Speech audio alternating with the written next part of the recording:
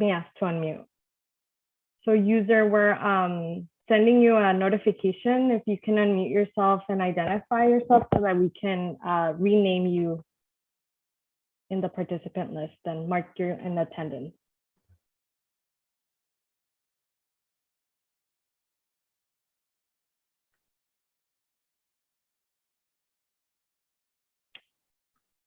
Okay, no luck with that.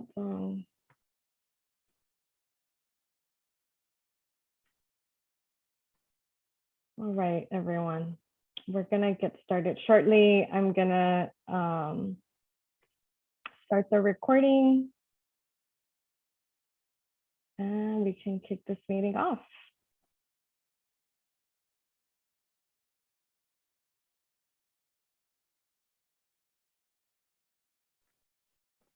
All righty, I'm gonna begin sharing my screen one more time. Thank you for your patience this evening. Welcome everyone to the AB 617 meeting for Arvin Lamont. It's a pleasure to be with you again. My name is Daniela Flores from the Harder & Company Community Research Facilitation Team, and I'm joined by Liz and Dr. Ramos as well, and all the folks that are usually here. We're looking forward to this meeting and wrapping up a very busy month that you all had with 2 meetings this month, and hopefully you all are getting ready for the holidays. Right here, you're gonna see some of the similar slides that we have today. You're gonna notice that we're putting, for the renaming, you're gonna notice that we're adding a V for those CSC members that are able to, eligible for voting. As you know, we have an item in the agenda that will require a formal vote. And so you'll just notice that in your name, there's a special edition today where you have the V to indicate that you're an eligible voter. So we're renaming you, but if you are used to renaming yourself as well, please help us out with that using the usual convention displayed on here. I want to take a moment to, hopefully everyone did make it to the Spanish channel if they needed to, but I do want to take a moment to just remind folks that we do have interpretation. You should see a globe icon with the name interpretation, and you'll be able to click that and select your preferred language. And I'll turn it over to Marisela so she can give the same announcement in Spanish. Hola, buenas tardes a todos. Yo voy a estar dando el anuncio. Gracias, Daniela. Bueno, bienvenidos a todos a esta reunión. Si ustedes quisieran escuchar esta reunión en español, por favor, elijan el icono de mundo que está en el menú de abajo y elija la opción de Spanish, que sería español. Después de eso, por favor, seleccione Mute Original Audio, que significa silenciar el audio original. Si usted quisiera escuchar la reunión por la línea de AT&T o si tiene algún problema escuchando el audio en Zoom y quisiera escuchar la reunión por la línea de AT&T, puede llamar al 844-867-6169 y por favor use el código de acceso 6279853 más la tecla de número. También, por favor, si están usando la línea de AT&T, les pedimos que silencien su audio para poder escuchar la interpretación en la línea de AT&T y lo pueden hacer poniendo o seleccionando la tecla de mute si tienen un teléfono que tenga su pantalla de vídeo, o también pueden elegir poner la tecla de número más el número 6 para silenciar el audio en su teléfono. Okay. Thank you, Daniela. Thank you so much, Yesenia. So just want to remind folks to stay muted unless you're going to speak or you're speaking. And for those on the phone, you're able to, in your app, you're calling in, you can press *6 to mute and unmute yourself. And I know that this was mentioned, but if you are in the AT&T line, just make sure that you have to mute yourself by looking at your phone, and if you have a smartphone, usually you just there's an option for you to put the mic off. So we would just ask for that. If you want to share or ask a question, speak as usual, you can raise your hand using the Zoom hand, or if you're calling in, you can use *9. And I see Bianca. Go ahead. I saw a message from Maria Teresa Luque. I don't know if it's dropping off her call or what's going on. If somebody could let her know how to join in again. Yes, Liz, someone from the team, if you're able to reach out. Thank you for that, Bianca. And just a gentle reminder that as we start with this, as we continue with the stipend program, in your charter, you all have agreed that folks have to stay 75% of the meeting in order to be eligible. So just basically it would be the 90 minutes out of this 2-hour meeting. So make sure to stick around. These hopefully are very familiar to you already, but again, just displaying them to start off our meeting on the same page. We are excited to facilitate this so you all can help, so that we can help you all achieve the meeting goals and you all work together on that. Want to make sure that everyone has an opportunity to speak. Want to encourage folks to be respectful, stay on the topic and on the time as much as possible. And obviously this is very important issues and topics that you all are discussing. So there's a lot of history and just things to talk about. So when we're talking about a problem, you know, folks are suggesting that you attack the problem, not the person or anyone that's speaking on that item, and also seek to for common ground, so that you all could move forward and, you know, achieve the goals that you all want to achieve together. So here's the version in Spanish. A minute. And we have a very packed agenda for today, but we are very excited, all important topics. We are going to hear from the community co-leads in the Air District to give us some welcoming remarks. We're going to move into a vote for a community name. I know this is a topic that we've been discussing, and today you get to make that final decision. At 5:30, we'll transition to reviewing and discussing the proposed community air monitoring network locations, building off of the exercise that you all completed recently. And then at 6:10, we'll transition to talk about the CERP, the Community Emissions Reduction Program requirements, timeline, and next steps. And we'll hear from Bianca and others around that. So that's it. Without further delay, I will turn it over to the Air District to kick us off with some welcoming remarks. And again, thank you for your patience with some of the logistical things earlier today. Hello, everyone. Good evening. It is my pleasure to welcome you this evening and also let you know where Jess is. She will be joining us. She's got a bit of an emergency on her hands with a flat tire and a car in the shop and a baby needing to be picked up. So a stranded baby. Needless to say, we've got it covered, and she'll be joining us here in a little while. We are very excited to continue our work tonight. And without further ado, we'll keep going. Wonderful. Thank you, Heather. Bianca and Gus, would you like to share some opening remarks?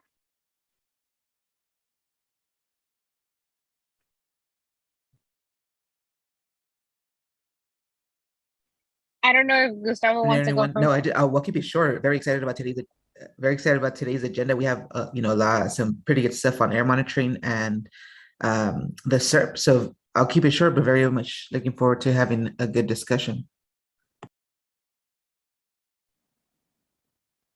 I also want to echo what Gustavo mentioned, that this is an important discussion, and we're excited to move forward, and seeing all the participation of residents is very important. So we're here to to work on an important project for the Arvin and Lamont area, and we're ready for voting. Wonderful. Thank you both so much. And I will start us off and transition us to the next item. So the vote on the community name. And I'll just go ahead and display my screen for a moment and review some of the voting procedures. So you all have had different experiences with voting as part of this committee. I know there was a vote in the summertime, and so we're basically, this is the first time that Harder & Company is supporting you all in this formal vote. You know, we wanted to display a slide that has the language that's included in your charter about how you go about a formal vote and around making decisions. So just setting this so that everyone's on the same page. So this is almost directly quoted from your charter, except we made a few additional bullets on here, and that's so that we can describe how we're going to go about the vote. But as stated in your charter, the goal is to try to arrive at consensus when making decisions and work together through those you know, different opinions. And in the case that there is no consensus, we would ask for a formal vote where you would look for a majority vote where more than 50% of the people need to approve a specific item that's being proposed in order for you to, for that decision to be made. There's, in your charter, you've explicitly said that government agency folks are excluded from the voting process, so they're not voting members. And you know, just to emphasize, when a primary member is in attendance, they would be the eligible voting member. But if the primary committee member is not joining the meeting and instead the alternate is present on their behalf, then that alternate would have that voting power. And so I basically just describe what's in the text here. And the last bullet here, you know, any agenda item that requires an action taken, it should be clearly labeled. And so for this meeting, you saw that the item at 505, it has brackets where it indicates that it's a voting item. So we're going to go through the process of how we're going to go about the vote, and it's going to be very familiar than the process you've already done in the past. We are going to have a spreadsheet where you a document where you get to see all of your names and you see how each of you vote. And we're going to work with each of you in a breakout room, small groups. We're going to assign you. The team is assigning you at the moment, and in a moment we're going to get started with those breakout rooms. And in those breakout rooms, you will get more instructions about how you go about it, but essentially just be ready. If you're in a house with multiple family members, be ready to turn on your camera so that you can, you know, unmute yourself, and each of you have to vocally vote. Members cannot vote on other people's behalf. So they're going to be hopefully no more than 8 people in a group. So you are going to have a good amount of time to go through each name. The facilitator in your group will name each of you, and you will have the opportunity to vote either yes or no. And what's being discussed here is, and actually I'm happy to give an overview, but if others want to make a comment here, I'll just remind folks what we're voting on. We're voting on the rename or the recommendation that was made by the CSC to change the name of Arvin Lamont AB 617 community, to change that to the South Kern AB 617 community. And so just know that the change is just a name change, and it does not affect the boundary, the membership, or any other aspect of the community emissions reduction program development. So in your small groups, you're going to be given more instructions and details of how we're going to go about this. But I'm just going to check with the team and make sure that the breakout rooms are ready, and we'll go ahead and have around 20 to 25 minutes to complete the vote. Kent, yes. Yeah, thank you very much, Daniela. I've been absent the last 2 months for various reasons, and I apologize. But could you have somebody, an advocate for the name change to South Kern, present the reasoning, or if this is necessary or not? I'm willing to listen. That's my point. Absolutely, Ken. That's a really good point. If folks haven't been here, it happened in the last 2 meetings where there was this discussion. I'm wondering if Gus or Bianca, as the community co-leads, you'd like to share some more. Yeah, without taking too much time, originally AB 617, when it was approved by the Valley Air District and CARB to be a community, it was just the community of Arvin and the community of Lamont. Since then, we've expanded that to include communities Hilltop, Weed Patch, Fuller Acres, and other.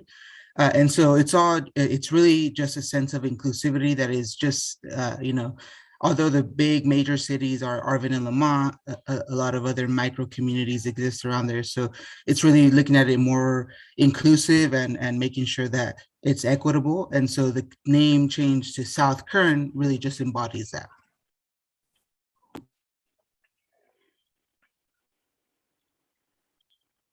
Thank you, Gus. Jesus, Thank you, Gustavo. Very welcome, Cam. Hi. So I just logged on, but it sounded like you guys are taking comments for the proposed name change. Yeah, go ahead. Okay, so I would be opposed. My position would be opposed to the name change. Okay. Sorry about that. My position would be opposed, and for this reason is and I heard the sense of inclusivity as being the main reason for the name change. However, we're actually removing the names of communities that are known to be predominantly Hispanic. And I think it just kind of really takes away a big win for Arvin and Lamont and the surrounding areas. We are being inclusive. We did vote to include the communities of Fuller Acres, Weed Patch, and other surrounding areas of Emerson Acres and surrounding, farmland area of Arvin and Lamont. I think a name change really just kind of does the opposite of being inclusive. So I would be definitely opposed to changing the name. That reasoning just doesn't work for me. Thank you. Thank you, Jesus. We'll take a comment from Carlos. Sorry, I wanted to make another comment as a rebuttal to Mr. Perez. I actually think the exact opposite. Since you mentioned already that we're not changing the boundaries of... I'm sorry, who's speaking? Carlos Ramirez?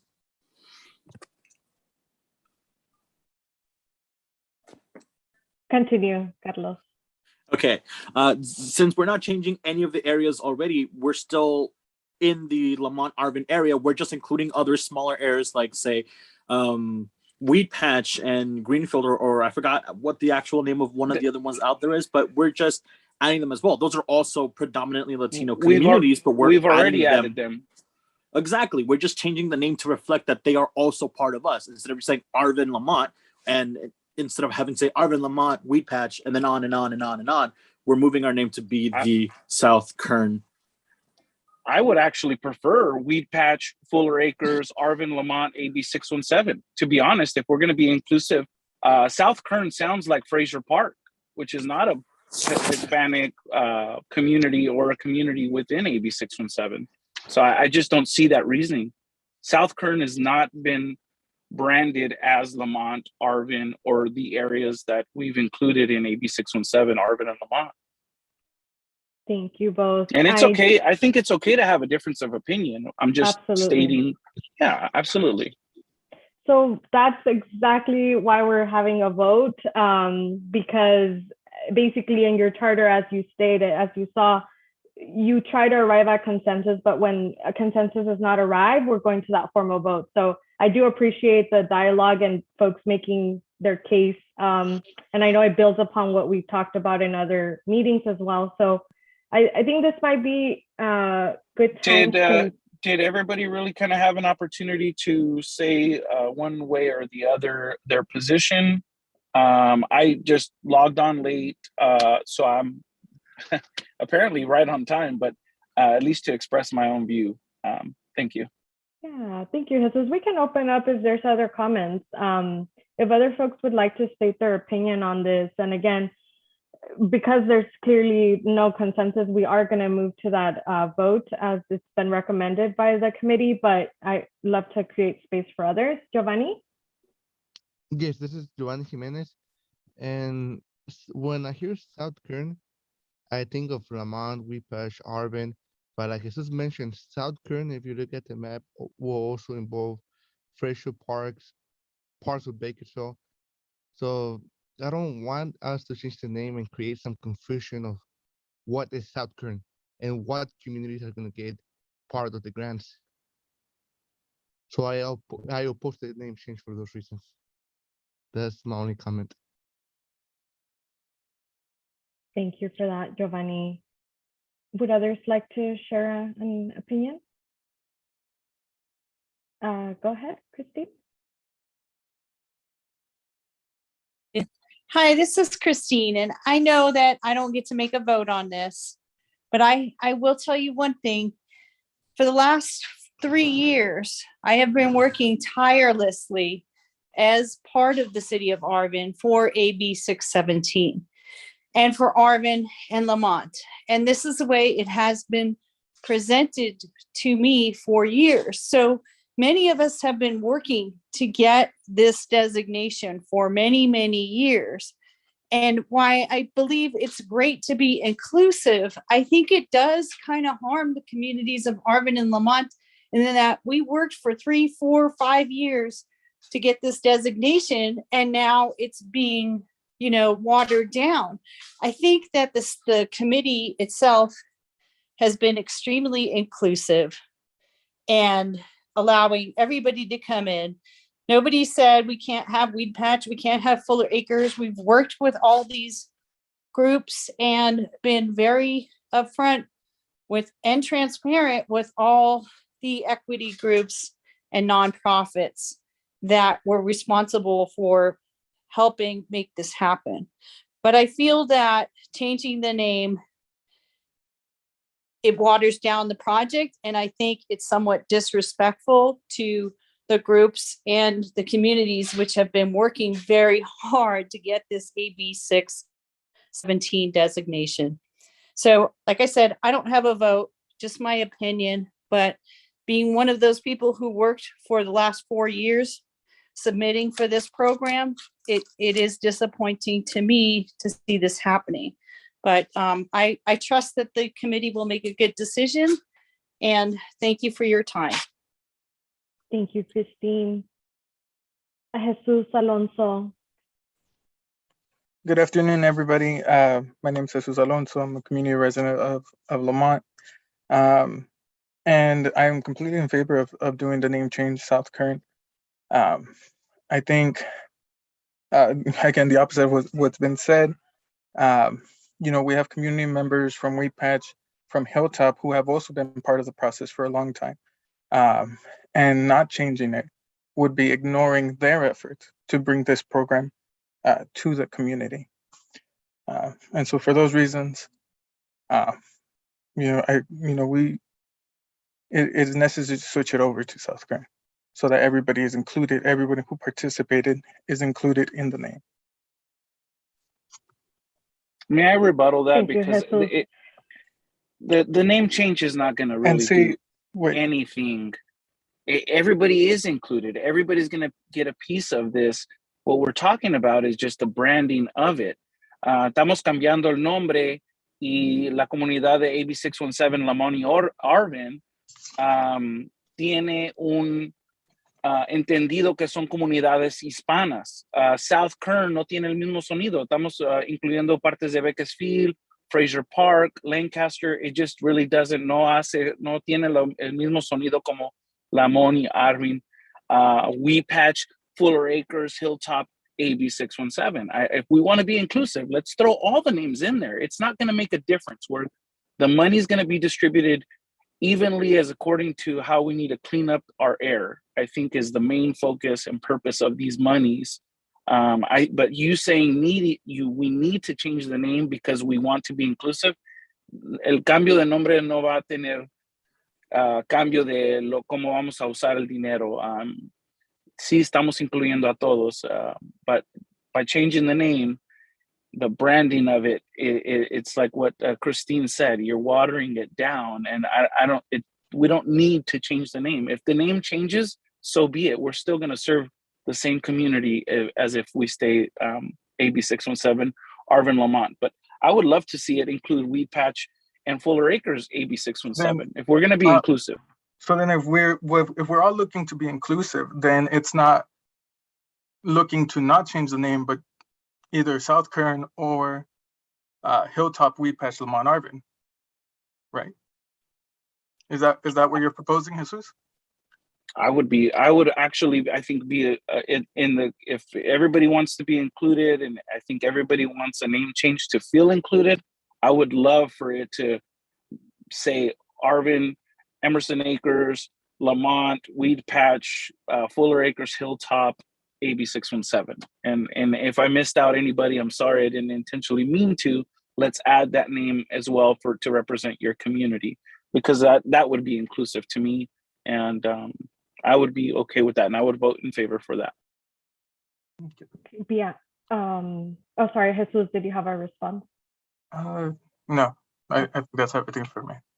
Okay, thank you both. Bianca, would you like to share? I think everybody has the right to vote whatever choice they would like. I've been hearing from both sides, and whatever residents decide the name should be, I think it's all inclusive. Everybody is included. Nobody's going to be left out. The community, the boundaries already expanded, but as I'm stating, like, everybody has the right to vote however they want, and we're ready for the voting session.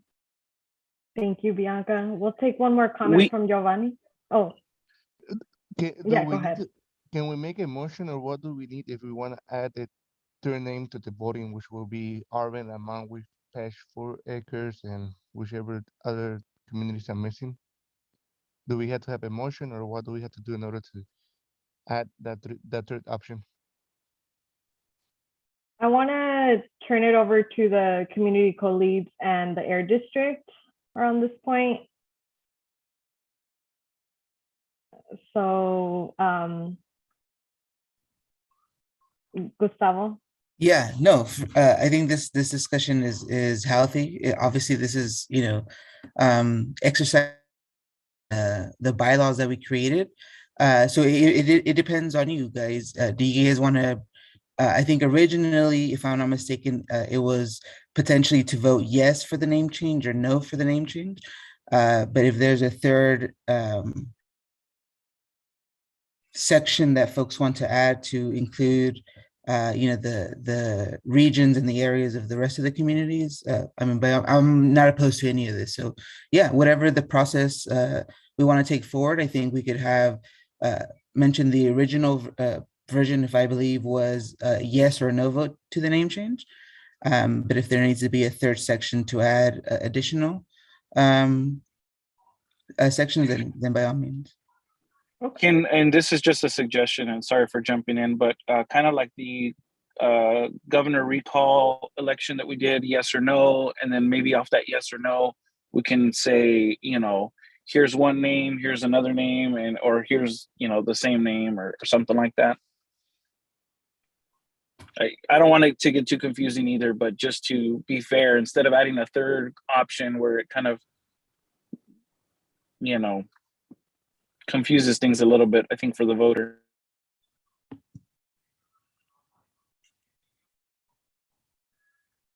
So there's a few proposals here, and basically we would want to look for if there's some objection to this addition of another option. I'm just getting confirmation because. Does that make sense? Because if we say yes or no, it's to change the name or not change the name. But after we decide to change the name or not change the name, here are your options of what you would like it to be named. So if you want it to be including all the names of the communities that AB 617 Lamont and Arvin has encompassed, by adding them in, they could say this name or the proposed name of South Kern, or just the letters that we can get creative with, or anything, just different options after we vote yes or no to changing the name. Yeah, I see Jessica. Sorry, Daniela, I just want to jump in real quick. I see Jessica has her hand up, and Jessica, right before you go next, Jesus, we really appreciate that. I think if we're following your charter, we would need to have a consensus to bring this to a vote. And so we're not hearing the consensus or seeing it on the chat. Jessica, anything you want to add before I go into explaining a little, clarifying the voting procedures? Yes, thank you all. And sorry, I don't know if Heather shared, it's been an interesting day. So I'm in my car right now listening, and I really appreciate the discussion. My thought was just, and maybe Amy, after clarifying, we can see where we're at. I know that there was a lot of interest from folks to also make sure that this discussion doesn't take away from all of the work we have to do. And so I was wondering if it's clear, just so we're clear on potentially now what it sounds like a great third option is.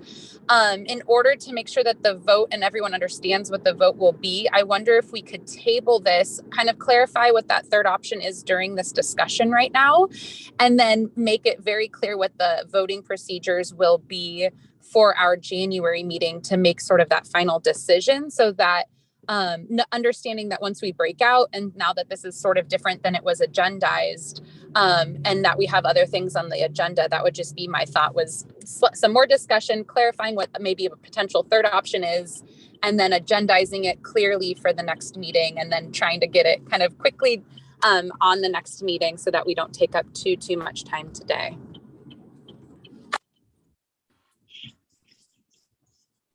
Can I make a suggestion?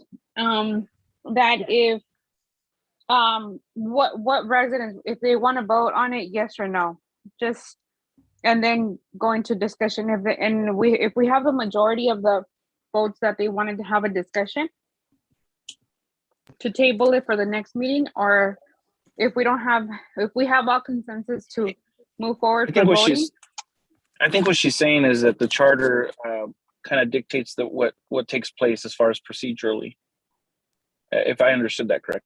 Yeah, Jesus, but you all get to decide what you want your community name to be. So if you all get to choose. So if you want to vote today, to Bianca's point, do you want a name change, yes or no?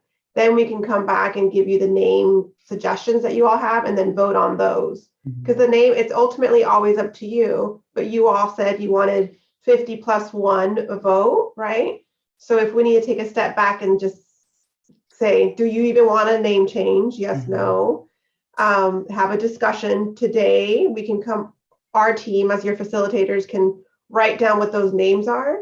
And then so that because we do have other stuff, we can bring this back in January and say, here are the votes, here are the names that you all suggested. Let's vote on those names and which one gets 50 plus 1 votes. That could be an option to make it super practical for tonight. Yeah, I would agree with that motion, that we vote yes or no to not change the name, or yes to change the name to South Kern. And then if there is no agreement, then we just move on and get down to the real work.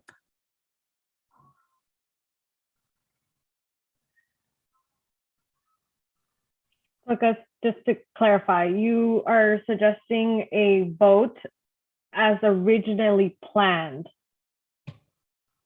Yeah, if that was the suggestion that Bianca made, that if we vote yes or no to have the name change of South Kern or not change it at all, was that the proposition that was made by Bianca?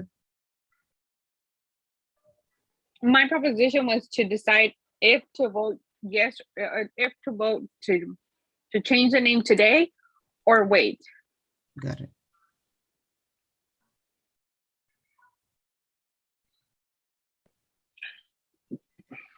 María García. Sí, buenas tardes a todos. Yo pienso que ya habíamos tenido una discusión anteriormente en las otras reuniones y para mí es hacer el voto hoy a los que queremos sí o no y porque ya se había hecho la discusión y veo que ahorita otra vez se está discutiendo esto. Sabemos que todos hemos trabajado para que quede Arvin y Lamont y para mí en lo personal yo quiero que se quede Arvin y Lamont porque hemos trabajado mucho para que estas comunidades estén, aunque estén otras comunidades incluidas, yo pienso que ya están adentro y si ya está Arvin y Lamont no va a perjudicar en nada porque ya están adentro.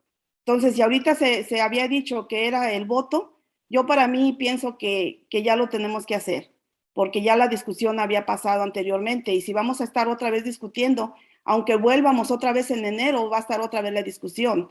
Entonces, creo que hoy se había quedado que ya se iba a hacer en voto. Esa es mi opinión. Gracias. Good afternoon. I believe that we already had this discussion in other meetings, and we should do the vote that for us that want yes or no, because we have already done this and we've already had the discussion and we're doing it again. And we all know that we have all worked hard for Arvin and Lamont. And personally, I'd like to keep it Arvin and Lamont, even though because we've already included all the other communities and nobody will be left out. And so we need to do the vote now because the discussion has already happened. And if we want to come back in January again, then the discussion will continue to happen. Thank you. Giovanni? Okay, so can we vote yes or no on the name change? And if the vote comes out like yes in the majority, next month we can come back with 3 different names or 4 different names, and then we could pick the name that the majority of the residents would like to have. And if the vote is no, we skip Arvin Lamont AB 617. Okay, thank you, Giovanni. And Bianca. I want to bring to motion in doing the voting now and see how many people could vote on it. Okay. Are there any objections to the multiple proposals about voting today? Go ahead, Jesus. I was just, there's some room for interpretation with what Bianca's saying. I agree with what Giovanni said, 100%. I think our charter is written to give everybody an opportunity to vote and have a voice. And I agree with what the Spanish speaking person, I didn't get their name, also said. But yes, there was just room for interpretation with what Bianca's saying. So I'm not sure if she's agreeing with what Giovanni said, but I think what Giovanni has just mentioned is very diplomatic and I think works for what we want to accomplish here today. Okay, so I'm hearing that folks want to take a vote today on whether you want a name change, and in January you could decide if the different options and finalize the name. But first you would be voting tonight about whether you want to name that, change the name. Yes. I'm not hearing any objections. Can we get thumbs up or thumbs down if they want to vote? It's just a quick vote just to make sure that everybody's vote is counted, or do you want it to be as in groups as you had mentioned prior? I'll turn over to others on this call. I think there's some people that are on phone calls and they might not be able to express their vote with a thumbs up or thumbs down. So to be fair with them, I think the group session, or however just thinking about those people that are calling in and not having that ability with a smartphone like myself right now or others with a computer to express their vote. Wonderful. So we can proceed as we originally intended, and just, we'll flag folks around timing and whatnot, because I know we had a lot to discuss. So the breakout rooms should be ready. So, okay. So facilitators, you're going to be transferred into a room. Everyone, you should see a notification asking you to go to a small group. Go ahead and click to be able to proceed into the small group.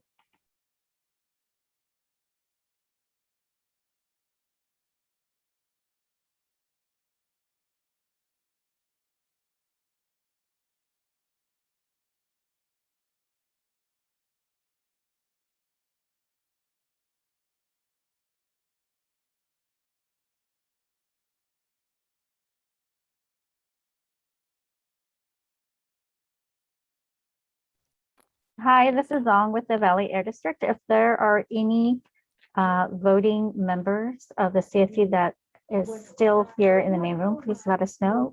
Either unmute yourself and we will either take your vote here in the main room or send you to a room. Hey, Zong, just a question. How do we want to do the voting through the phone line? I don't know if we have any members who are eligible to vote. So I don't know how you would like to go about that. Go ahead and can you ask to see who they are, and I can check to see if they're on the roster. And if so, then if you wouldn't mind helping me. Yeah, sounds great. Get their votes. Thank you. Okay. And I'm here to move them, Zong.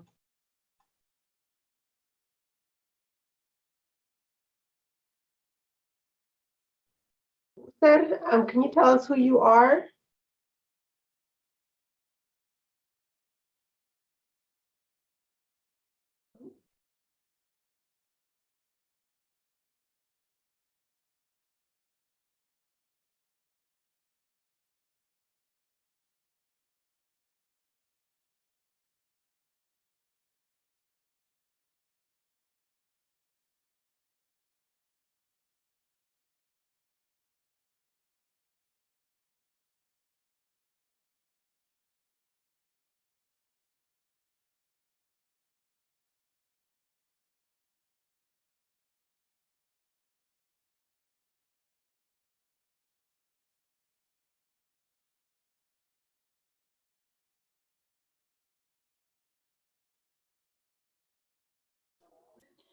So I keep asking them on the phone line, but nobody seems to be responding. I know we do have one participant. I'm not sure what you would like to do. Is the participant not responding then? It sounds Yeah, like. they're not responding because it says we have 4 participants, but that's me, Tanya, and Yesenia. So that would leave one more person, but they're not responding or letting us know their name. So. Okay, well, if they respond back to you, then let us know, and that way I can double check on the roster. If not, then if you wouldn't mind just asking that person every once in a while to check to see if they're part of the CSC or if they're just a public member, that would be great. Okay, sounds good, Song. Okay, thanks.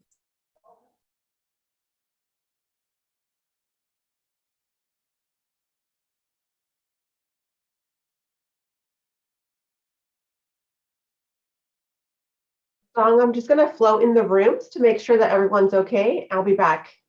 Amy, can you, when you float, can you ask our host to write ones instead of X's? That will help with the tally.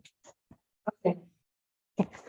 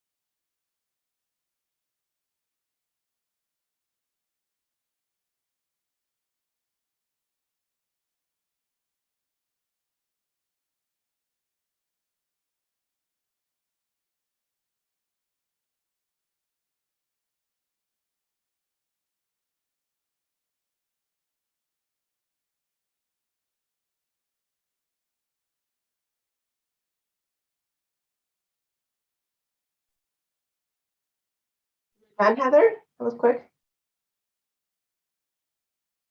Hi. You only had 2 people. You wrapped it up. Okay. Yes, so I had a family. I had about 6 folks. Yeah, I'm back. Hi. I'm like, did I go to your room? It seems like a big room. Okay. I'm doing my rounds.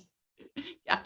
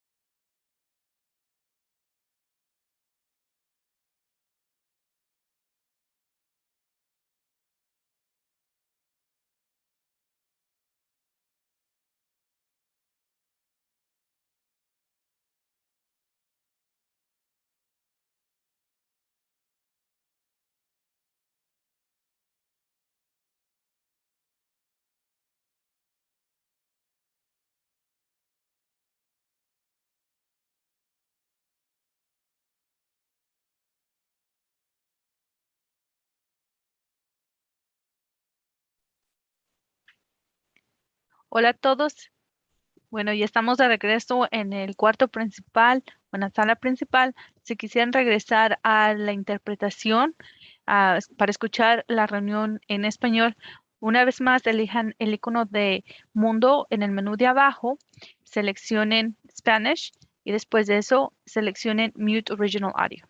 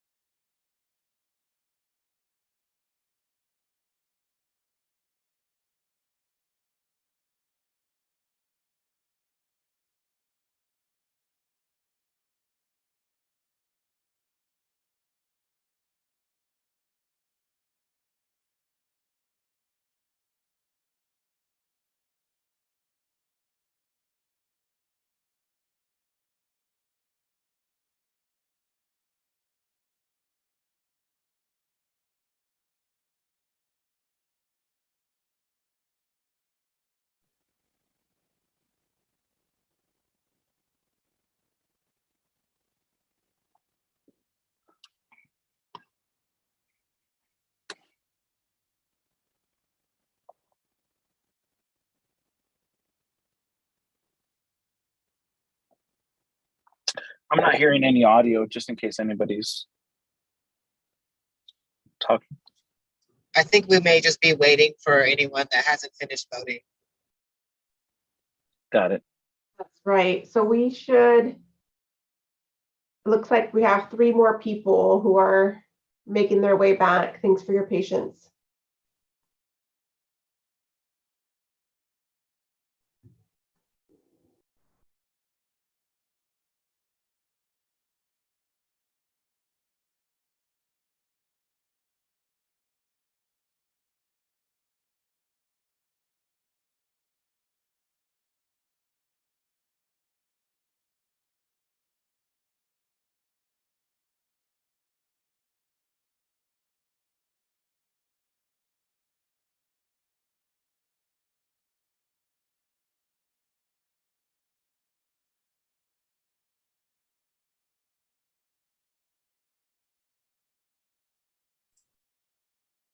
Welcome back, everyone. It looks like everyone's almost back.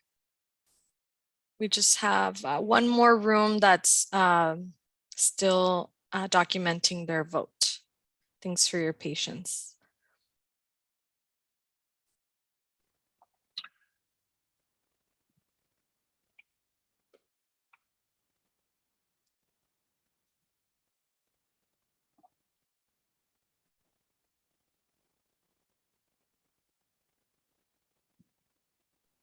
Back, Daniela. All right, we're ready to move on to the next item. Thank you all for submitting that vote. Actually, I guess we would want to display what the outcome was. Before the outcomes displayed, we came across an issue when we took the vote. It wasn't a simple yes or no. The yes or no was at the top. It seemed to say Lamont Arvin, AB 617, or South Kern, AB 617. Did anybody else come across that? I know it created some confusion, and then it led to really good dialogue within our group.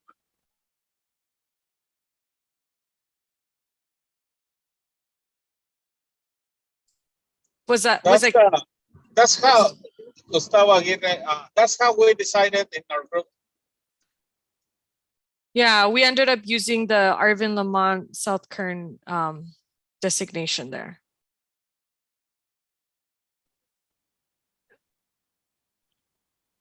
So can you clarify what yes and no means? I think that exactly. That was where I said there might be room for that interpretation, where Bianca, I think, was being very careful with the words that she was using and hurrying the group to take it to a vote, where Giovanni was saying, let's say yes or no to changing the name and coming back with some potential names. And that's something that maybe we could still do. Yeah, because at least from what I understood is that we're going to go vote yes or no on the name change. And if the vote was yes, then we were going to come back next month with potential names and decide which name we want. And if the vote is no, it means that the name stays Arvin and Lamont. At least that's my understanding. Harder Team, we did originally have yes, no on there, right? So can you help? I don't know how it clarify? changed. So This is on. Yeah, no, we switched it to what was on the agenda. So since the agenda had those two, then that's what we put up there.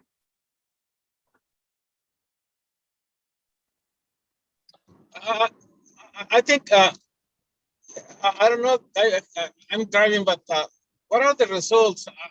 In our group, I think what I heard is that the majority are to keep Arvin Lamont.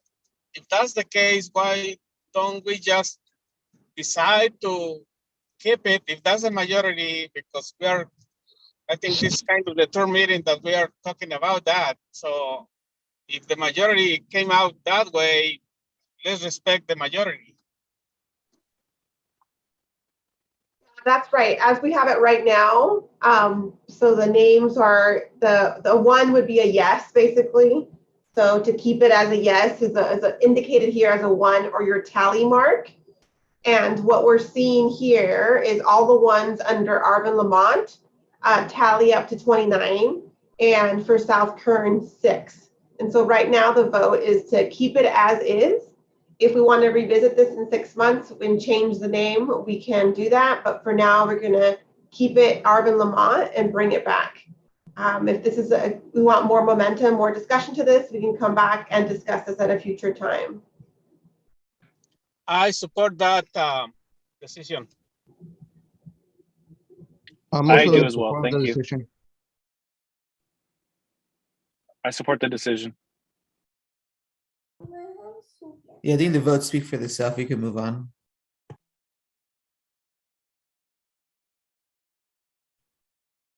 Daniela, you're muted, my dear. Thank you so much. Yeah, Gus and Bianca, do you want a motion to accept it, or do we need a motion or anything? I think it was the majority vote. It's not the motion. We already voted for it. And I vote for South Kern, but the majority was keep Arvin Lamont, and that's it. Thank you all so much. This is important, and we understand that there's a lot of dialogue on here. If there is desire to continue talking about this, you are always able to bring this back at when we wrap up and talk about next items, and you can let us know then. We will move on to the first presentation from the Valley Air District around the proposed community air monitoring locations. All right, good evening. Let's get to the good stuff, as Gus said. Take it away, Chuck. All right. Good evening, everybody. I know we're a little bit short on time, so I'm going to still make sure that we cover everything, but I'll speed it up as much as I can here. Let me share my screen to see, to get to this. See if. All right, can everybody see this? All right, so before I start off, just wanted to thank the committee for all your efforts and getting to where we are right now. There's a lot of time spent on this. I know very early on we identified here, like on the screen right here, of all the sources of community concern. And then just about a month ago, we had another meeting specific to just going through all the sources of concerns and all the issues within these areas. And so. So we took all of those and summarized them, and then proposed some potential types of air monitoring equipment that we could use and where they should go, rough locations on those. And so we're bringing that back up for all of you to take a look at it one more time. And this was sent to all of you, I believe was it last week, to take a look at, and so that you have it with you. And just really briefly, we listed it by location, identified all the concerns, and the type of air monitoring equipment, and some proposed locations. Some areas are a little bit more specific. Like for example, like Mountain View Middle School. That part we already have an air monitor there for refinery monitoring, so it'd be fairly simple for us to just add one more, like PM 2.5 into that area. Other areas, I understand, like the southwest quadrant here, or the section E here. Those are areas that we can utilize the van to capture. But as you can see through here, that it's on this east side here in the G area here, and on the west side here. That's where the bulk of the concentration of the comments and concerns are coming from. It looks like Bianca has her hand up. Go ahead, no, Bianca. Can I do it until the end? I want to listen to all your conversation before asking my question. All right, sounds great. Okay, thank you. And so these are some of the big areas, like at the Arvin section G here. So we are proposing putting in a air monitoring trailer. So that provides all of the a wide variety of pollutants that we can monitor in that area. And then another area is section B here, is another part of a lot of concerns here. And so we're proposing putting a compact air monitoring unit here, which has a little bit more pollutants that it can measure, from PM2.5 to NO2, H2S, BTEX, and so forth. And then the other areas here, like at more of the industrial corner area over here, and El Camino Real Elementary, where there's concern about like vehicular traffic, things like that. We are looking at putting just real-time PM 2.5, and that'll help us by measuring the 2.5. That will also help us assess the impacts from vehicle traffic as well. And so this is just a very, very brief and general, because I think most of you have already have seen this. And so I wanted to just give that brief overview and really just get feedback from the committee. And also, you know, we've begun reaching out to these areas, but we'll definitely need your help if you know of anybody nearby these areas who we should be reaching out to, or you have contact or anything like that that can help us get access to these areas. That would greatly be appreciated, or any other locations nearby these areas. And that's pretty much it. So I just wanted to just open this up to the committee to see to see if you have any further feedbacks or anything that we need to refine in this process. Hi, really quick, folks are wondering if you can zoom in a little bit. Maybe Okay. you can spend some time in each one. Sure. And then we'll go to your questions. I see some hands up and then some in the chat. Okay. Yeah, we can start off with Bianca.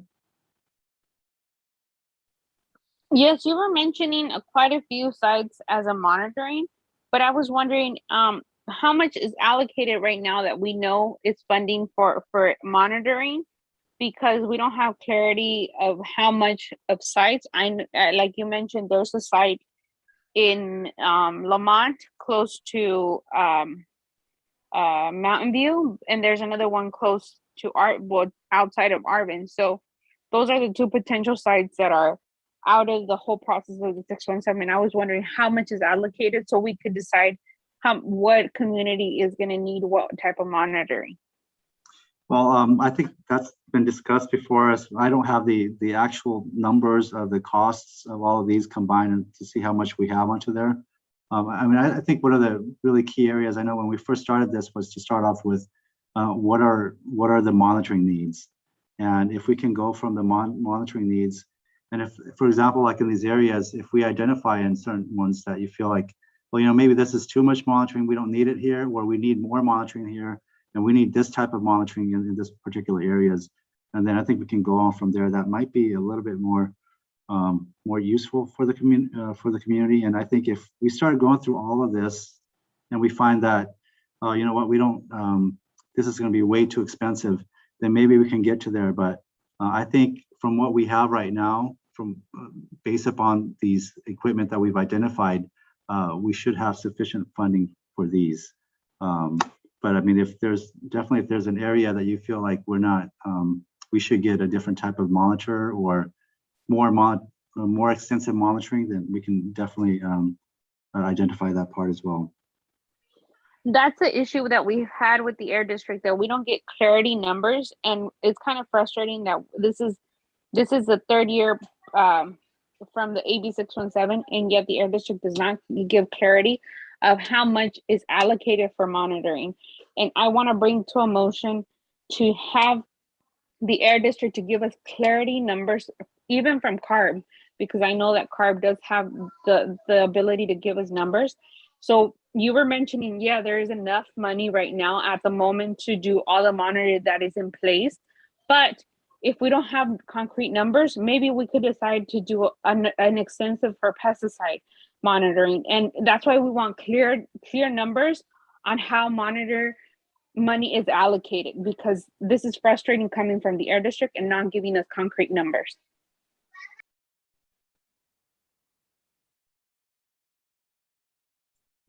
Okay, yeah, that's something that we can, I'll talk to Jess and we'll see what we can provide onto that. But my hope is that we would be able to really address all of the air monitoring needs of the community rather than reach any type of a limit, or we just just go in excess of it. But really, the main intent here is to make sure that we monitor and provide all the type of monitoring that's needed for this area to address all of the concerns. But just starting from what we have right now, what is the committee's thoughts? We have, and we'll put that in the action item, Bianca. Next, if I'm tracking correctly, Gus, I believe you were next. Actually, Emma was before me. Okay, Emma, thank you for that. Sorry about that. Thank you. So I wanted to ask and confirm again, I see in the PDF that the first monitor is an existing monitor that's coming from, I think, funding from the current oil refinery.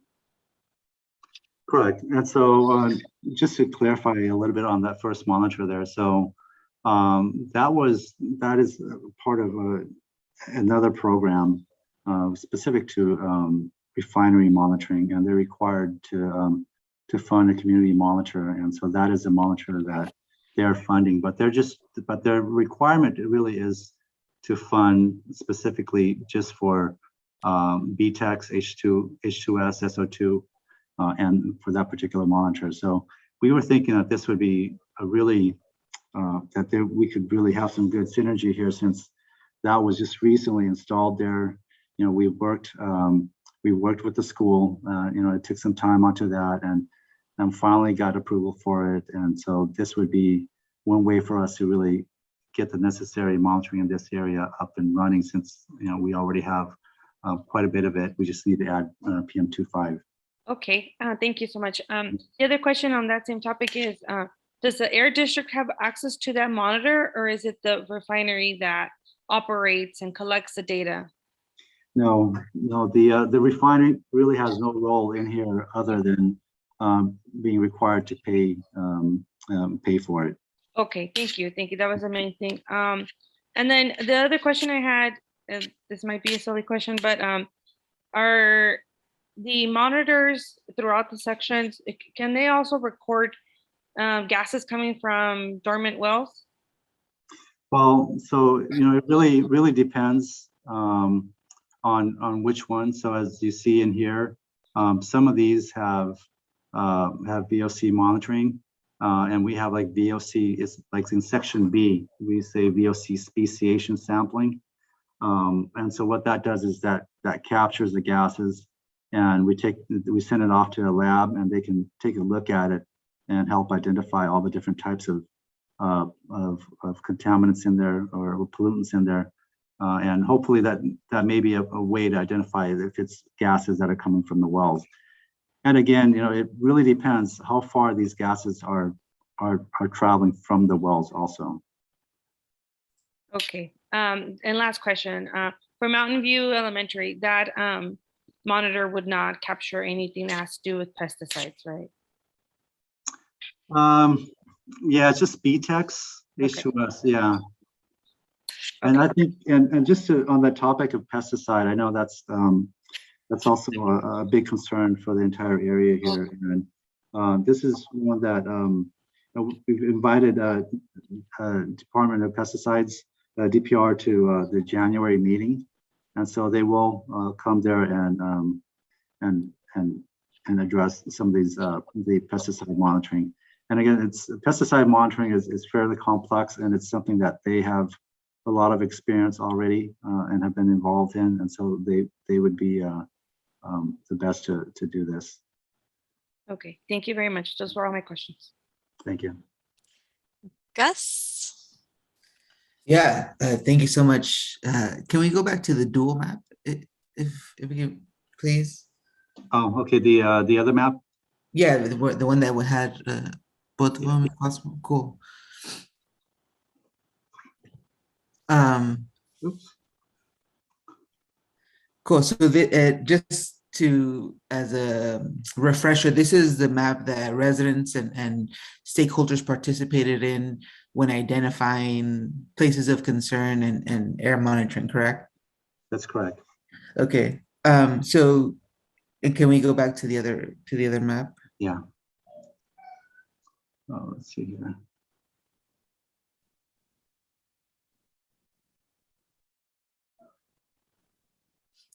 Okay, and so this is theoretically the first proposition or the first proposal for potential air monitoring in the region, right? Correct. And again, this is just preliminary. We hope to get these locations, but we're not. It's not like we've gotten. And if the committee has any other locations nearby, please let us know. I'll go ahead and put my contact information in the chat here so that you guys can reach out to me. Yeah, so I'm not in love with this, but I could work with this. I think this is something that we could definitely work off of. And I do have very particular concrete examples. One would be the dairies that were identified like slightly northwest of Mountain View Middle School. I know for sure, at least in the breakouts, like by over there by coordinate A, I know for sure that those dairies are and were of great concern. And I know previously, understanding how air monitoring works is I know for dairies, it's really a combination of different things. It's the actual waste that they produce, it's the lagoons where aeration happens, so ammonia, etc. So I think that's something that is missing from this first initial draft, and I concur that that's something that needs to be added. My second conversation piece is around Sunset Middle School. So I think it's great that this region is even going to potentially get an air monitor, and that PM 2.5, which is obviously one of the most dangerous pollutants that we have here and one of the greatest concern. Although in this region, as you could tell, there's a lot of agriculture there.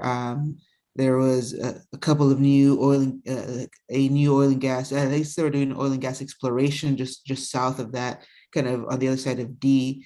And so I think for sure, Sunset Middle School monitoring could be very beneficial in total VOC sensory technology and also pesticide.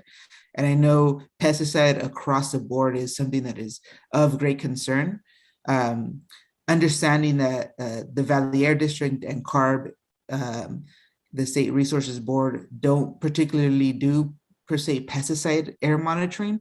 We have Glenn here, who's our ag commissioner that works directly with DPR and has worked in other pesticide air monitoring projects. So we definitely want to bring that expertise and seeing how we could actually deploy some pesticide air monitoring, whether it's stationary, similar to like the ones in Shafter, or whether it's episodic or kind of targeted. So definitely seeking the expertise of the Ag Commissioner's office and the frontline community members, and make sure that pesticide is something that is not excluded from this, but actually included very intentionally.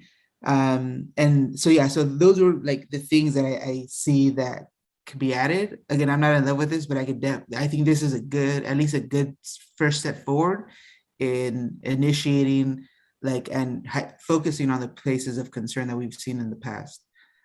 Sunset Middle School, again, is also across from some irrigation ponds. I know we have representatives here from Recology, across the street from Recology, there's some wastewater ponds. So I think that southwest coordinate is also for the van monitoring. Understanding what's inside of the van monitoring would be good, seeing what operations are around there. So those are all my remarks. All right, that's great. Thanks for the input. We have Giovanni next. Okay, I have a question. So I was hearing Bianca remarks on what's our budget for the air pollution monitors, and I guess it's more of a clarification. Do we as the committee have the power to say, you know what, we need a bigger budget to invest in this area, in this area, in this area, or how does that process work? Also, I have also heard people making motions. Do we have the right to make a motion and then pass whatever we want to pass during the meeting?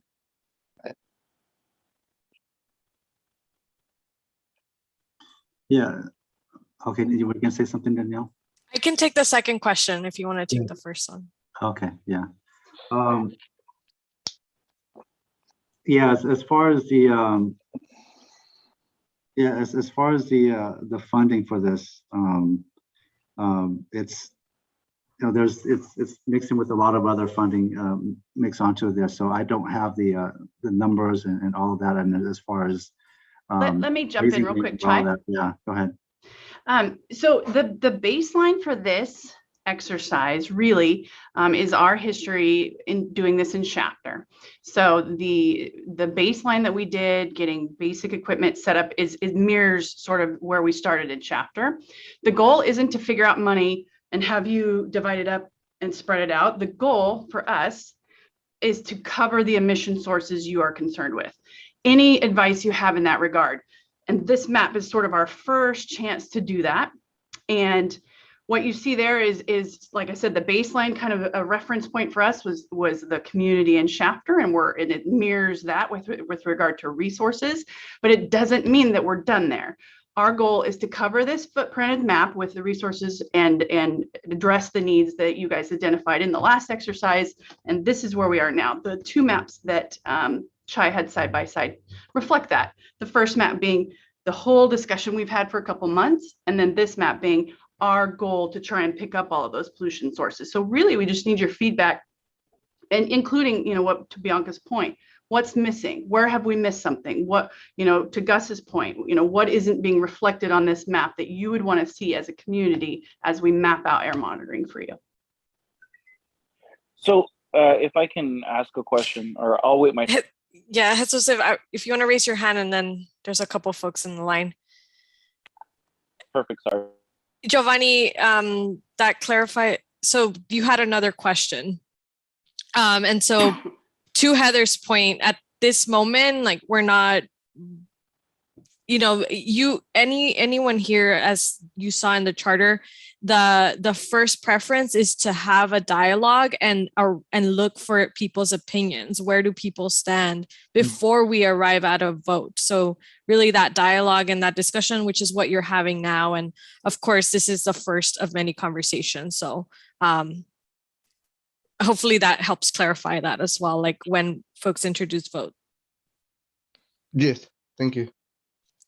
Jesus Alonso. All right, thank you. Yeah, I had a couple questions as well.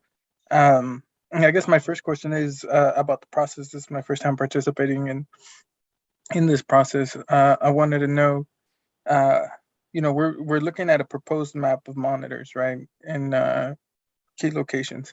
Are we just including input, or will we eventually vote to approve this map?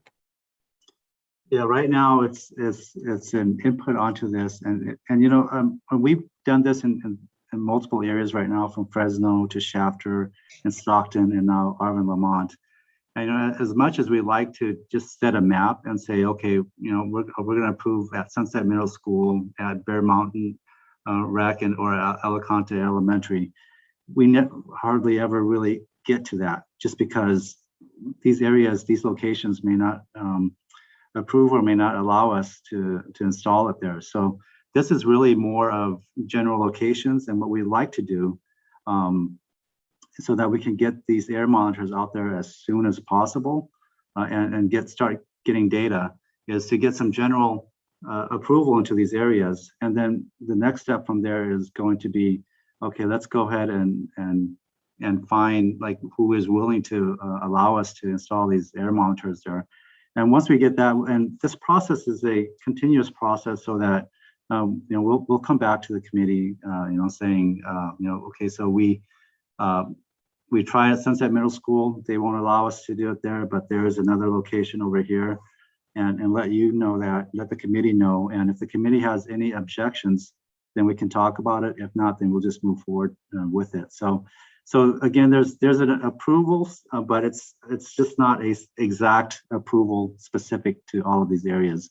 It's really meant to give the committee of where our direction is, and if you don't have any objections and okay with it, then we're going to start moving forward and trying to see where we can get approval for these areas and start monitoring them.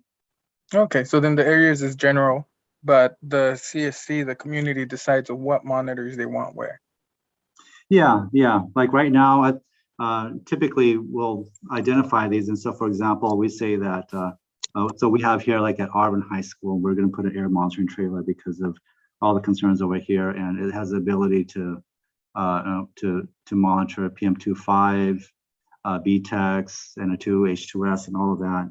And if the community is good with that, then we're going to try to get it over there. And if we can't get it at Arvin High School, we'll work and see if there's any other location within that area. Awesome. Hey, Chai, would you explain when you say any other locations, what are the possibilities? What could committee members, if they know someone or an agency, what could they help suggest in the way of making connections where we could put air monitoring? Yeah, exactly. That's a great question there, Heather. Pretty much any location that doesn't have like trees blocking the airflow, that has access to electricity so that we can plug the unit in, that has access to, that allows us to access the equipment so that we can perform the maintenance, routine maintenance on it. And really pretty much any location from that aspect, and also a location that is that is fairly safe for the equipment that we have. Ideally, like some other locations that we've had would be like on rooftops. Those are fairly safe locations, and it's not disrupting any type of business or operation that's occurring at the site. So pretty much any location nearby that area. So if, and again, we'd rather have multiple options. So we definitely welcome if you have multiple options on there, we'll just send us the contact information, or better yet, if you know them, maybe let them know and then send us the contact information, then we can work with them to get to these areas.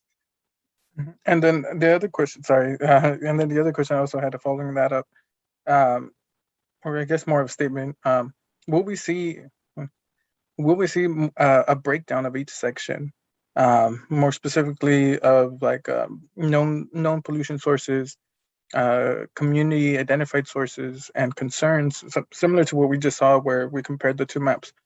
But I kind of want to see more of what pollutions are present in each section, and what the monitors proposed, how they address those specific pollutions. So I pretty much want to see like a justification of why certain monitors are being proposed as opposed to others. What comes to mind is, in Section A, I didn't see any, I didn't see like a VOC speciation. I may be wrong. I think that may be important, unless there's a justification of why there wouldn't be any speciation of VOCs in that area. And just the same, looking at Sunset Middle School, since it's right against a huge, a frequently used freeway, I would like to see some justification of why black carbon isn't being looked at in those areas. Yeah, and so I think, those are definitely the input that we kind of want to receive from the committee, as far as, just like Gus had just mentioned, exactly what you had just mentioned, as far as what about the dairy and A, and maybe we may need to add a VOC up in A, and need to add VOC in Sunset Middle School. And then there's the other aspect of it as well, as that we do have the van.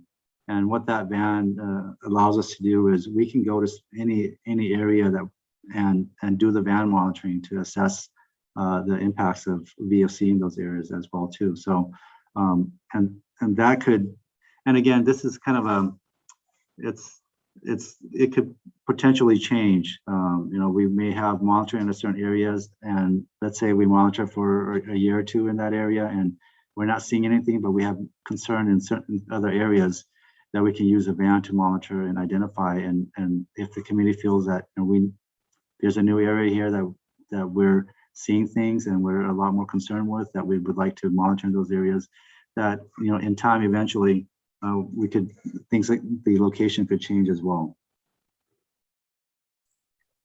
Thank you. And yeah, just like Gustavo said on the van, it'd be important to know, what all it's looking for, and also what times it's going to be running through the community, just so we know how accessible it is and how, what times it's going to be, capturing data.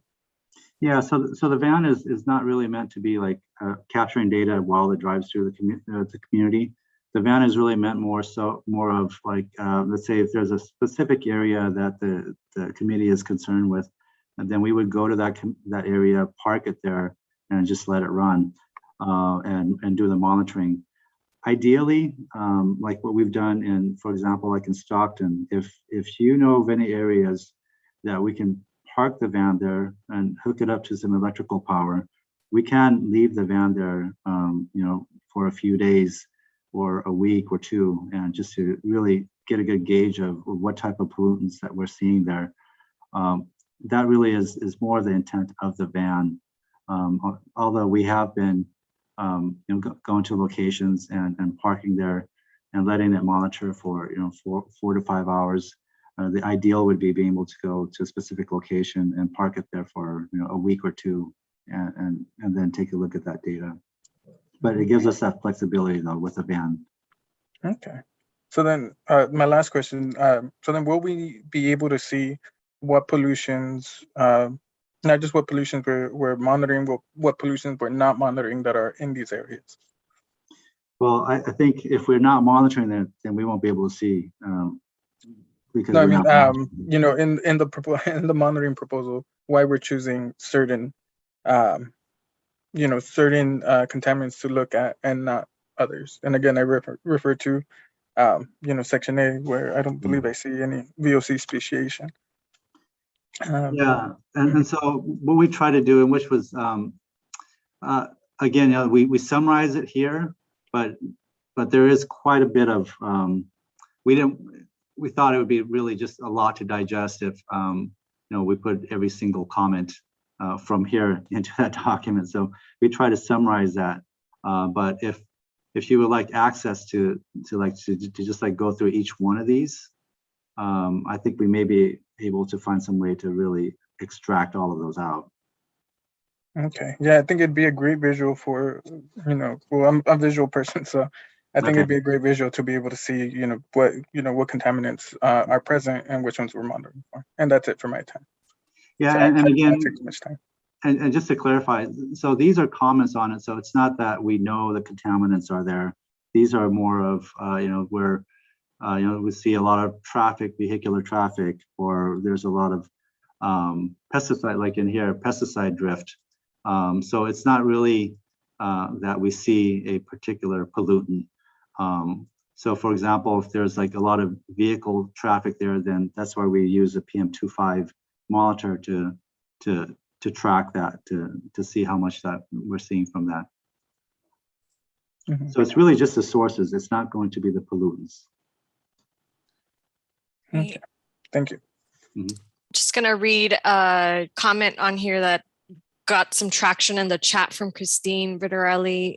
Why is there no monitoring right along the 223? I have offered to provide a location half a block from 223 that is safe. So the concern is that they need to capture PM 2.5 from all the trucks on 223, and several folks agreed with that. Okay, that's actually that's great. That's what we love to hear. So which location is that? I mean, 223 here at which quadrant? Christine, would GH? you be able to share? Or GH? GH? The one that divides GH. Okay. Sorry, you guys, I'm trying to. No worries, I got you, Christine. I'm trying to get a bite to eat here. So we have Arvin Transit and City Hall. It's literally 500 feet or less from 223. It's gated, it's secure. We have video cameras in that location. We have charging stations in that location. We have the buses in that location. And I think it's really important that we consider capturing the air monitoring from that area, because we have a lot of trucks traveling up and down the 223 and a lot of traffic. And I've offered this in prior comments, so I was kind of surprised that Nobody really mentioned that on this map, but I'm happy to help facilitate this and help the community in any way that I can. Thank you. Okay, that's great. Yeah, we'll definitely be reaching out to you on that. And I think, there's one is having a PM25 monitor there, and the other is we could start off with having the van monitoring there just to get a gauge of what's going on. I also wanted to add that there's a carb monitor. I believe it's an ozone there too. Is it possible to change it to the location that Christine was mentioning? It's closer into town than what carb placed it in DeGiorgio. So I was wondering if that's a possibility of extending that monitoring closer into town so we could get better readings for resident exposure. Oh, you mean for CARB to move their monitor? Hi, yes. Hi everyone. I just finally got to join video, so I can help answer that, Chai. So it sounds like the proposal, and maybe even just what Christine just described as far as how great the location she just suggested is, if we just moved that star that is at Arvin High School, that has an ozone monitor in it. So that's that area that you're suggesting, that would be in addition to the ozone monitor that's already out there. And then I don't know if anyone on CARB wants to answer, just kind of, I know we've shared a little bit on the history of sort of that CARB monitor that's out there. But instead of just moving it, we would just add a new ozone monitor here. And then as you can see up in zone B, we would add an ozone monitor there. So there'd actually be additional ozone monitoring in the community in addition to the regulatory one that's at the DeGiorgio site that Bianca just referenced. This is Michelle. I'm not sure if there was I didn't quite catch, I heard us reference, but I didn't quite catch exactly what you wanted from us. Oh, just if there was any other comment about moving the regulatory monitor, which I don't think is, it's kind of a different conversation than we're talking about here, which is sort of the opportunity to add monitoring kind of outside of the regulatory process, or in addition, I should say, to the regulatory car monitor, and just was looking in case I characterized that incorrectly. No, I think you characterized it correctly. I don't think there's any intent for moving it. It's the one that's there as a regulatory monitor.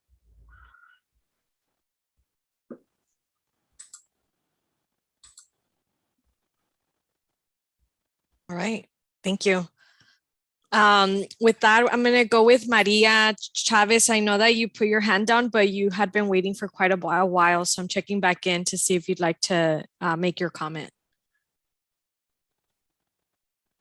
Or Maria Garcia. I'm so sorry about that. Sí, Daniela, otra vez buenas tardes a todos. La había quitado porque estaba escuchando todos los comentarios y muchos de los comentarios eran de las preguntas que yo iba a hacer, pero ahorita que la señora o señorita Cristín dijo algo de la 223, del monitoreo de los camiones pesados, no nada más son los camiones pesados, ahí en la 223 y la Comanche, en la esquina, tenemos los files de almendra, tenemos las pompas de gas y aceite, petróleo ahí en los departamentos. Entonces la comunidad de Arvin, esa es la preocupación que tenemos de los contaminantes, tanto de los pesticidas, de los camiones pesados, del aceite y el gas, o sea, tenemos muchas preocupaciones de los contaminantes ahí en esa área, ya que la 223 atraviesa la comunidad de Arvin. Entonces, para nosotros sí, lo habíamos dicho en las juntas anteriores, es muy necesario que esté un monitor ahí en esa esquina o en esa área, porque hay diferentes tipos de contaminantes que están en el aire, por muchas cuestiones. Tenemos también gasolinerías ahí cercas y la verdad, si no pueden mover el monitor que está en la high school, sí me gustaría que pusieran otro ahí en la 223, porque toda la comunidad de Arvin estamos preocupados por esa contaminación, porque nos rodean muchos contaminantes de diferentes áreas. Entonces, si pueden poner otro ahí, estaría muy bien, que capture diferentes contaminantes. Yes, Daniela, good afternoon. I had put my hand down because I was hearing all the comments, and a lot of the comments were of what I was going to mention. But right now that Christine has mentioned the 223, I believe that the 223 in Comanche, we don't just have these heavy duty vehicles. We also have almond fields, we have oil fields. And so that's the worry that we have from everything from pesticides and also the heavy duty trucks.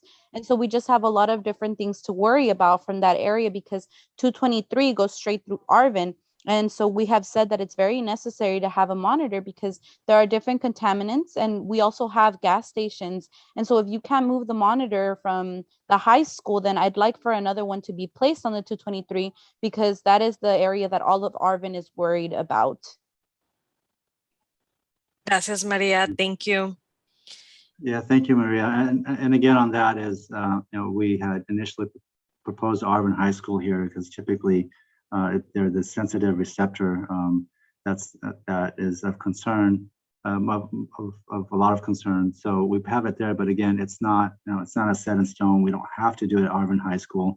Now, if you have another location, which Christine has just mentioned. So, I mean, perhaps that may be the location to put the air monitoring trailer there. And that's another potential that we could do. Wonderful. Cesar Aire? Yes, hi, thank you. I'd like to second what Estela said. Definitely would like to express infinite gratitude to the city of Arvin for making their facilities available for us to be able to house monitors. And I do think that if there is long-term monitors that can be housed there, they definitely should.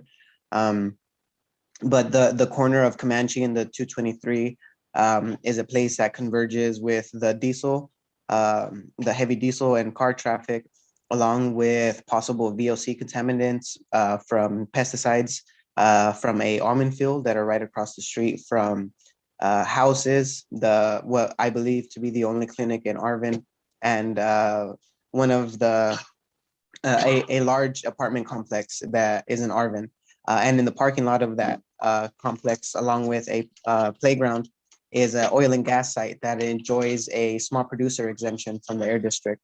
So I definitely think monitoring in that area is something that is necessary, and even to that neighborhood oil drilling operation. I think one thing that is important is monitoring the decibels that is coming off of this. Just yesterday, I received a text from a resident that lives near that oil well, the Simpson oil lease on Comanche and the 223, that the oil well was causing their house to shake and it was making it hard for them to sleep. So I think making sure that we stay on top of all of the way that this affects communities is important. And also adding a note that the Camino Real star at the very bottom, I like that one. I like the PM 2.5 monitoring. And I think if pesticide monitoring is something that may be too complex to do, I know there are some air pollutants that we can monitor that may be cheaper, like VOCs and methane that show up as health precursors. So if we see methane, we will definitely see a few other pollutants. And maybe we can find creative ways to use the monitoring money to make sure we can encompass as many public health problems as possible. That's great. Thanks for the input. Emma? Yes, thank you. The next question I had was for the vans. Are these vans going to be specifically for the community, or will it be shared amongst the Chapter Fresno communities? Yeah, the vans. So the vans are really at this point intended to address specific concerns at specific locations, more of a temporary investigation and assessment. So they are shared among the communities. We have 2 vans that we're sharing. Great, thank you. Sorry, I have a follow-up to that. Yeah, go ahead. Thank you. I think that brings up the whole point that the residents were trying to make earlier about the budget. Considering the number of contaminants that residents are facing and multiple in one location, I think it would be great for the community to have its own van, or at least what the budget allows. But really, we can't make that determination without that. Heather, I really appreciated your response to Giovanni's question about the budgets, but we can't avoid it. You know, residents have brought up the budget and they were asking for specific budgets. And I think it's, you know, based on the charter, the Air District does have the responsibility to provide any information that's being requested. And if residents want to see the budgets, then, you know, it's only fair that the Air District provide the budget that's available for the monitors. Thank you. Thank you, Emma. Jesus Perez. Yes. So my comment kind of, I almost wanted to put my hand down because my comment was in relation to Giovanni's comments regarding the budget. Per meeting, we're spending about $4,500 if we just count 60 members that are getting compensated $75 to be a part of this meeting. And I think the response that I heard was that this was being modeled off of, or the baseline for this group was Shafter AB 617. And I'm really thankful that the gentleman that was presenting tonight spoke about Stockton AB 617, because I haven't really heard too many good things about Shafter AB 617. So I definitely want to go along with best practices and not just essentially follow one example when we're really dealing with 2 different or 3 different communities. If you talk about the Stockton AB 617 group. So it would be nice to kind of address what type of allocation from the budget that we've been given or that we have before us to monitor or measure what contaminants are in the air, and are we going to have any budget to possibly come up with solutions to address those pollutants. Thank you. If I can also just jump in, and it's something that I think we haven't got, and I appreciate, and I'm a lot of what I'm hearing, I certainly think that we can put something together for next meeting. I do want to be clear, and it's something we haven't quite talked about yet, and to Jesus's point, outside of the, so we have something that we call an implementation budget, which pays, air monitoring falls under that budget. Resident stipends fall under that budget. So a couple of the things Jesus mentioned do talk about that. And we can certainly, I think, having a high level or even an in-depth to whatever degree folks want to have that conversation at the next meeting, we can definitely include something to that effect. I do want to be clear to Jesus's point, that will be separate than a budget for the CERP, which is the Community Emissions Reduction Program.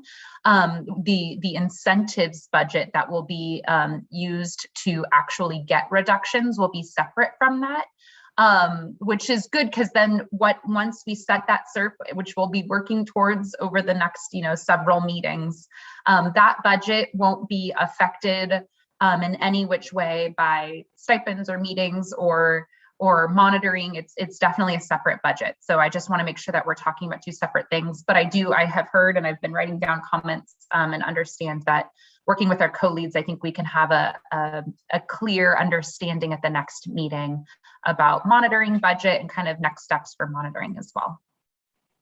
And I just want to clarify, just so that there isn't any misunderstanding onto like the approach when we had mentioned like Shafter and Stockton. And so when we're saying kind of a baseline, is more like the approach that we used onto it. But I just wanted to also clarify, to make it very clear that this is really customized to meet the needs of the Arvin Lamont community within here. So it's not like Shafter has this many monitors, so we're going to use that same amount of monitors and type of monitors over here. That's never has been the intent. And that's why we're going through these exercises of, hey, let's identify exactly what we're concerned with, what we need to monitor, and make sure that we have enough monitor with the types of monitors to address all of these concerns. And so this is really customized for the community to meet the needs of the community. Thank you. I'm just doing a time check. It is 6:46.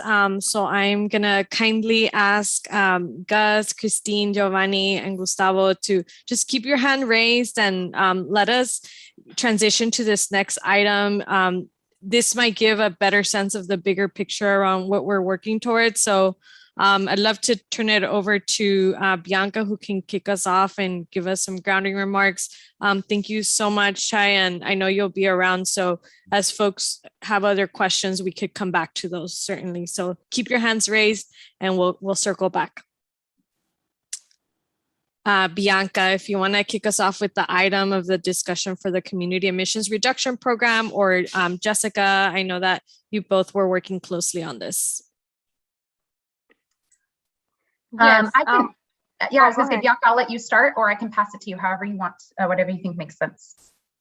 So I know that this is, we've talked about it prior to this conversation about extending the time frame, because there's so much from the SERP and the camp that we haven't finished. We have a timeline to finish for February, but the Air District has done a suggestion of extending it all the way till June, so we could go in depth and getting more in detail with like small little items like these, giving us more opportunity to have a discussion with residents and wanting to do any changes or modifying or whatever. And I wanted to bring it up as a vote if people do agree in extending it all the way till June and presenting what is a final draft from the SERP and the camp.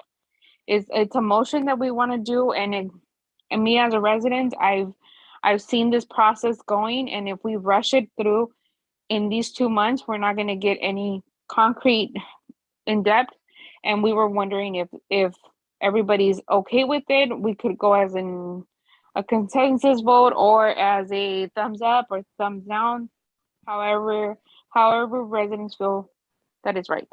And I can, just to provide some context, and I'm having, I don't know, Heather, if you got my message, I'm having trouble since I just connecting on. So I might have Heather share those slides that we pulled up. So I'm not right now, Heather, but I'll tell you in a second to share them. So I'll provide a little context, and thank you so much, Bianca and Gustavo, for working with us. I know we've heard this comment in these meetings and several other public districts, public meetings, including a comment from some folks at our governing board meeting that have been involved in Arvin, Lamont, AB 617, that the timeline, since we took what felt like the necessary time to establish our boundary and talk about membership and get our charter in place where we all felt comfortable that we could all agree on how to proceed. We've had a lot of robust discussion and learning opportunities. And then to Bianca's point, and to what I know was a discussion earlier, we plan in January to talk about pesticides and talk with different folks. And so there's still a lot of learning happening. That's sort of the foundation for developing the community emissions reduction program. And so actually all communities that have emissions reduction programs do in 2022, it sounds like, and I can look to CARB if I'm wrong here, are asking for some type of extension. The similar thing happened last year. With the onset of the pandemic. And there's just an acknowledgement, as you can probably all feel, that if we had a chance to do this in person, we may not have needed this extension, but doing this virtually is very difficult.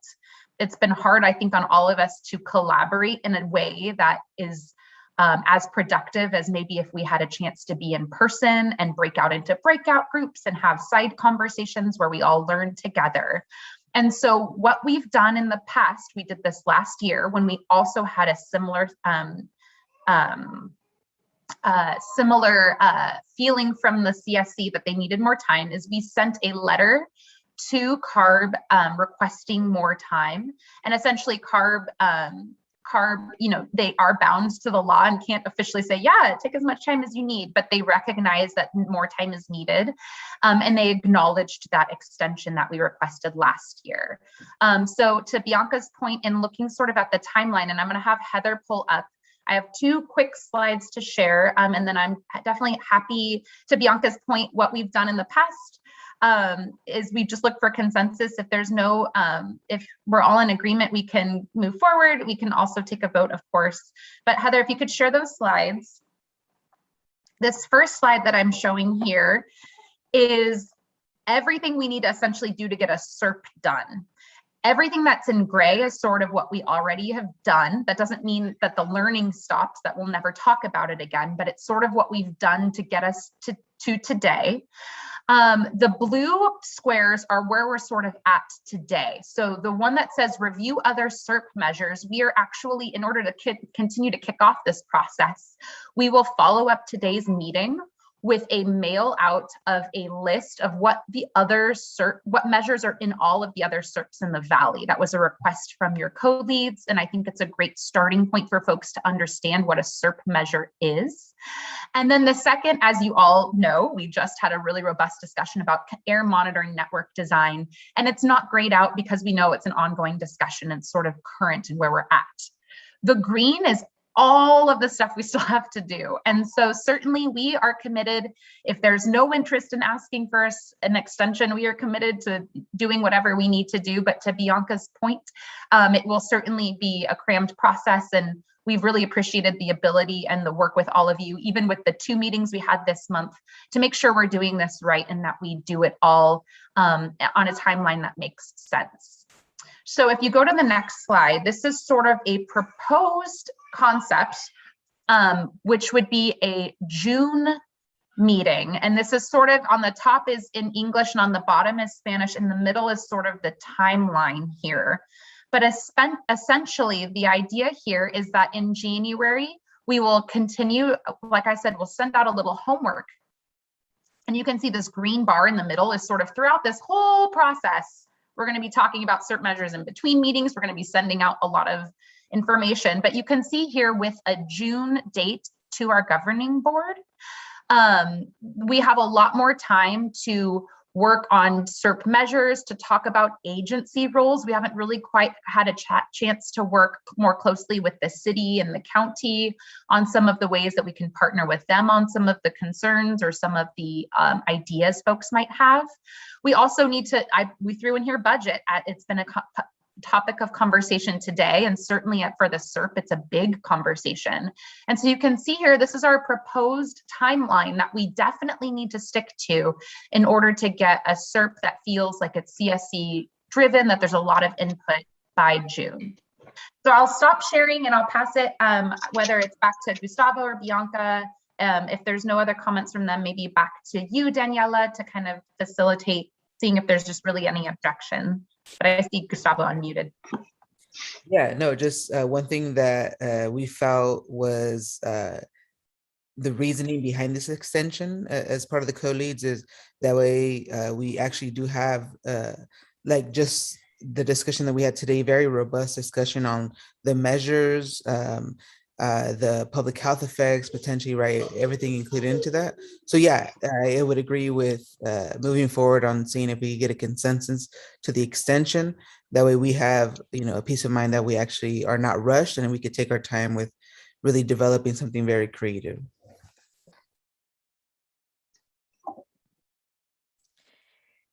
Great. Well, as folks mentioned, and again, we'll get to the hands around the previous presentation shortly, but for now, we want to make the ask, are there any objections to this proposed extension?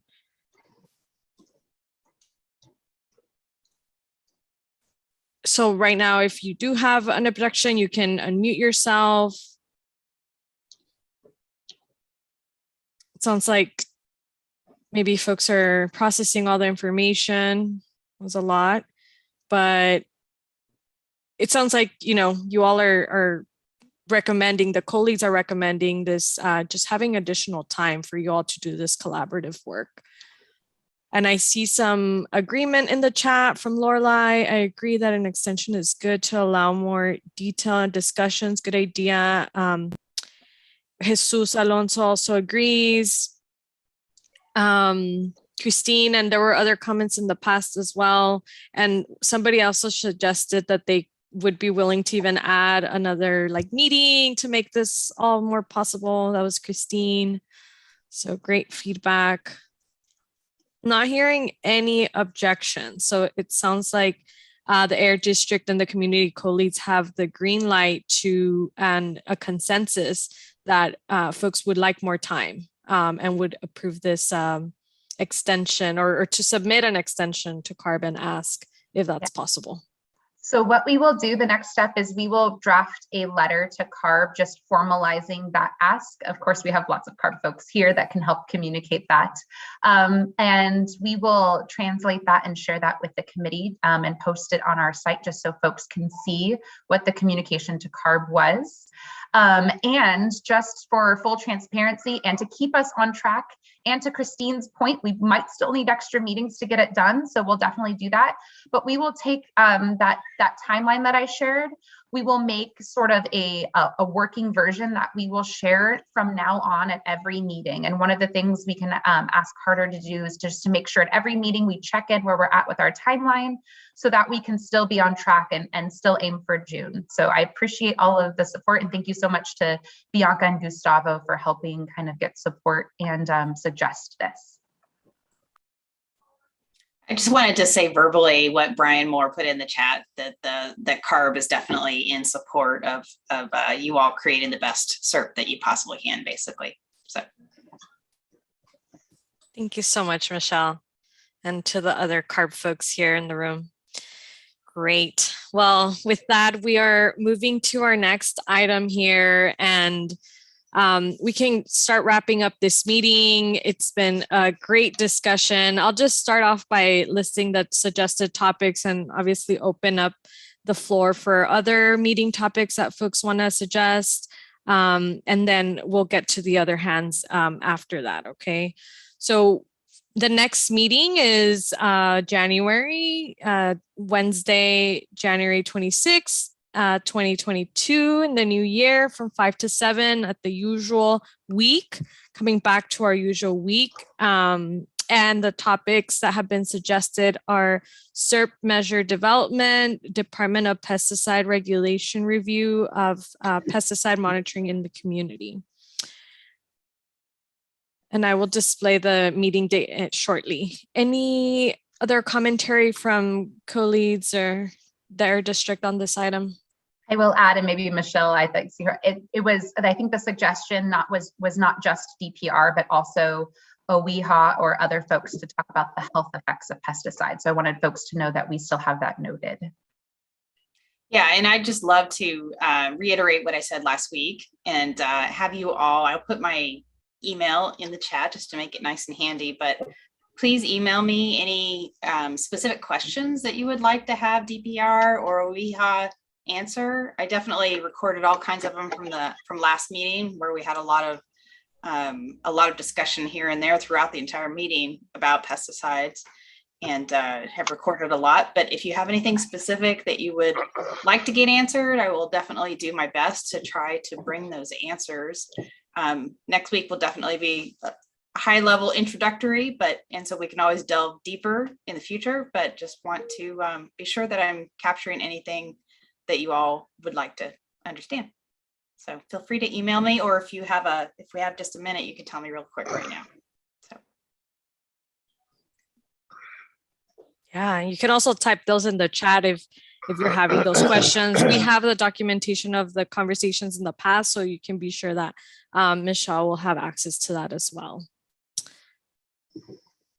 Okay, our team is going to just read out those action items, and please again let us know if we do miss something. I'm going to transition it over to Liz, who's just going to read those over, and then we'll come back to the comments from other folks. Hey everyone, I'm just going to share my screen real quick.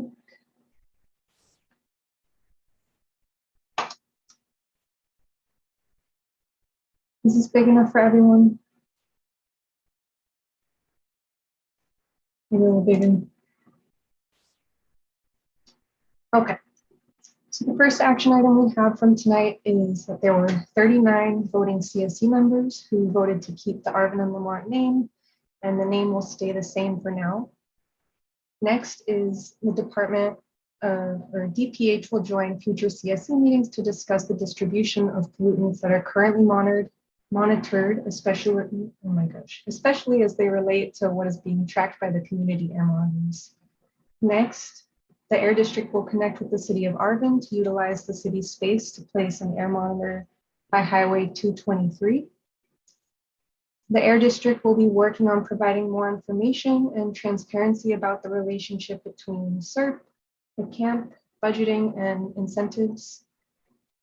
The CSC discussed proposed air monitoring locations and is asking the CSC members to collaborate with the Air District to help obtain permission to install those air monitoring equipment at the proposed locations or other nearby locations. If you are interested in collaborating on this, please do reach out to the Air District. The Air District will also draft a formal letter to CARB and will post on the website for the CSC's input. Once your input is received, the Air District will submit a formal request for an extension on the SERP. Next is the facilitators will provide an update on the SERP timeline at every meeting to ensure we are staying on track for the new timeline or for the new deadline. Last, CSC members are encouraged to email CARB with any specific questions they would like answered from the future DPR trainings and presentations. And I'd also like to note that I think we did have a typo in one of these earlier. Yes, this initially said DPH, but it is the Department of Pesticide. Okay. Thank you, everyone. I had one other just quick correction for transparency. So I think with the consensus today, we will just be sending a letter to CARB, but for transparency, we will show everyone what that letter is. It's just going to be documenting everything that was just said today, asking for the extension to June. So great, thank you. We will not hesitate in sending that out and then letting everyone know. Great, we'll change that. Thank you. And just like that comment that Jessica made, we encourage anyone in this meeting, if you heard an action item that sounds different than what you expected to see on these items, just let us know. We want this to be transparent. So thanks for that, Jessica. Okay. Hey, Daniel, I just wanted to Yes. clarify, just so in case somebody looks at it later, as far as the collaboration with us to get these locations, I don't want them to feel like we're collaborating with us. It's more of just letting us know if they have any contact information or have any resources for us to utilize. And then we'll typically be doing a lot of the legwork to obtain permission. We'll add that, modify that language, Chai, so that it's very specific. Okay, sounds great. Thank you. Wonderful. Okay, so with that, I'm gonna go to the public comments, and I'm gonna start with the folks that have had their hand raised. And so we'll go with the order. Christine, we'll go with you. So I just had a quick comment. When we were in the focus groups and looking at the various areas for air pollution, I'm not really seeing those focus groups being reflected in this chart. And so that has me a little concerned. For example, Gustavo Aguirre mentioned in Arvin that we had a lot of industry along Tajon and Derby, but I didn't see any plans for any kind of air monitoring system over there by the packing plants. So maybe I'm just not fully understanding the process, but I remember seeing and hearing those comments, and then I'm not seeing it on this chart. So how does it go from the focus group level to actually creating those charts? Like, how does that information get translated? Yeah, so you're talking about it's making it to the map that we presented. Exactly. Yes, yeah. So this was our first cut, and this is why we had this, and we're really thankful for all of the feedback we've received at trying to sort of see where the consensus was. So where were the most like dots, for example, placed. So one example, although we're happy to hear that maybe we can find an even better location with what you suggested, was that within the Arvin area, especially kind of that north-ish section, so section G at Arvin area, most of the dots were placed on or around Arvin High School. So we, knowing what we know about air monitoring placement, suggested Arvin High School, not because there weren't other comments everywhere, but we felt like, especially given that it was that air monitoring trailer, which measures essentially everything we know how to measure, that we thought that was the best opportunity to sort of initially suggest to everyone where monitoring might go based on the consensus. So sort of like the most spots. We can certainly keep honing in. So if we feel based on all of this, as I've heard already a lot tonight, that we missed the mark in the sense that even though sure there were lots of dots around Arvin High School, it sounds like more people are interested now that they've seen the proposed locations, for example, of monitoring closer to the highway, which sounds like you have a great suggestion there. The other thought, and just so that everyone knows, that was to sort of distribute a number of air monitors throughout the entire boundary. So kind of, of course, there were probably, 100 individual locations identified within Arvin, but trying to distribute at this time the 8 different air monitors throughout the entire boundary and not on every single spot that someone suggested was sort of the initial approach. But again, we're happy to keep taking comments, and even for people, all of you, to submit written or email comments, and we can include those in our sort of next discussion on this.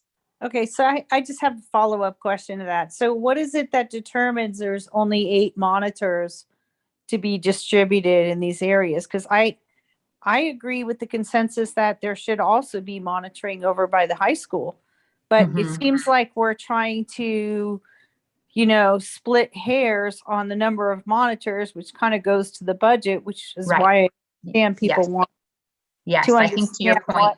So I think it was mentioned earlier. I apologize. I came to the meeting late for a lot of interesting reasons tonight. So I'm sorry if it was mentioned earlier, and I know I heard some discussion of it, but we originally started with the number of monitors that we had in a similar community, which was Shafter. So I don't know, I think Chai might have said something slightly different, but that was our original start.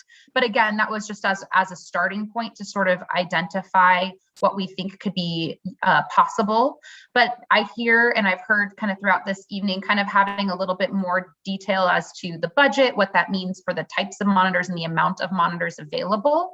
But at this point, this was what we felt like was the most we could get out of a robust set of air monitors. So not like low cost sensors, but actual like real air monitoring equipment, while also covering as much area as possible with the budget that we have. So I think having more detail is what I'm hearing at the next discussion will help people kind of understand that a little bit better. Thank you. I appreciate that. I also think overall we need some budget transparency. I mean, I don't think anybody in this group really knows what the budget is, how much is for implementation, how much is for air monitoring and different programs. And I think that, we're at the tail end of what would have been the development of the SERP. So I think it's great that we're going to extend it. And I think it is needed because we want our program to be robust. But at the same time, I haven't heard anybody mention, not once in any of these meetings, what our actual AB 617 budget is. And I think that it would be helpful to the voting members to have a decision-making process based on knowing what the funding is. And it's kind of a mystery at this point. So I think that needs to be addressed at some point. Thank you. Thank you, Giovanni. Thanks for waiting patiently. Yes, I would also like a better understanding of the budget because I'm confused. I'll give you an example.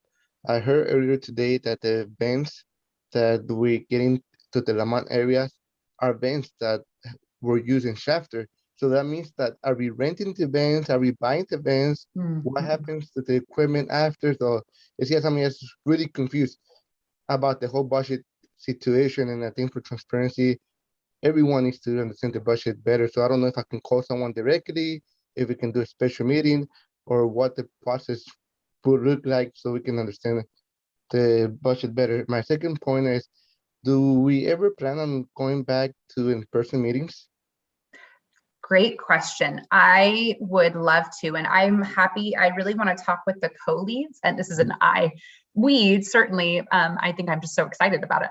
I would love to talk with the co-leads. I know Christine has been really gracious in offering. I know that there's some, she's mentioned a location within Arvin that could maybe house us, and kind of that transition. It's been a tricky balance with COVID. And as you probably know, recently, even as of today, the COVID protocols in California kind of are ebbing and flowing with the different variants. And in this case today, mask mandates are everywhere again. And so we've tried to balance that, but I do think that it is necessary. And I do appreciate the community consensus on the extension, because obviously no one knows 100% what's happening with COVID, but I am confident we can work together to, before we adopt the SERP, have, at least hopefully one, if not more than one in-person interaction as a CSC. I can't guarantee you, and I don't know what that looks like right now, but I know that the co-leads hear that, and I know the co-leads are also interested in finding that opportunity. Because I believe there's big enough places in Arvin and also Lamont. We had the David Head Center that is pretty big location that we can have our distance and all that. And going back to the budget question, how does the process will look like so we can request more information? I agree. I think we heard it loud and clear from a lot of folks. So you won't have to individually request. We promise at the next meeting to come with some and work with the co-leads on describing and having a better understanding for everyone to see of the budget. So that will be addressed for all of you to see for transparency's sake. Kind of to earlier comments, not only just about the budget for the air monitoring piece, but also for the SERP as we move forward and discuss the SERP. To Christine's actually point, when we move forward in developing the SERP, having an understanding of the money we're working with is a critical component of that discussion. Thank you. Thank you, Giovanni. 2 more comments, then we'll wrap up. Gustavo Aguirre, thank you for waiting. Yeah, thank you. Good evening, everybody. I think my comments are same line on the budget. I think it was mentioned that this budget for Arvin Lamont was based on chapter, the chapter experience. And I think that's a good base. But the other thing that I heard is that the district have all the monies to implement all the monitors that will be needed. So the second version, that you have all the monies to implement all the monitors that will be needed, I agree with that.